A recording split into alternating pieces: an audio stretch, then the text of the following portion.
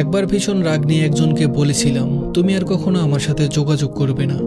মানুষটা কষ্ট পেয়ে আমাকে আর নখ দেয়নি, অথচ সেই মানুষটাই প্রতিদিন আমার অপেক্ষা করত। হয়তো আমি নিজে থেকে তাকে পারমিশন দিব। আমি কোনো স্টোরি দিলে সে সবার আগে সিন করত, আমি কোনো পোস্ট করলে সবার আগে সে রিয়্যাক্ট দিত, আবার সাথে সাথে রিয়্যাক্ট সরিয়ে নিত। এটা সে করত কারণ সে আমাকে ভুলতে পারেনি কিছু বাক্য, বলে ফেলা কিছু শব্দ যা শুধু আমাকেই বলা হতো। অপেক্ষা করতে করতে একটা সময় সে বুঝে ফেললো যে আমি তাকে আর পারমিশন দিব না। এরপর সে অপেক্ষা করা ছেড়ে দিল, আমার স্টোরি সিন করাও ছেড়ে দিল, পোস্টে রিয়্যাক্ট দিয়ে তা উঠিয়ে নেওয়াটাও বন্ধ করে দিল। সে বুঝতে পেরেছিল সে ভুল মানুষের জন্য অপেক্ষা করছিল।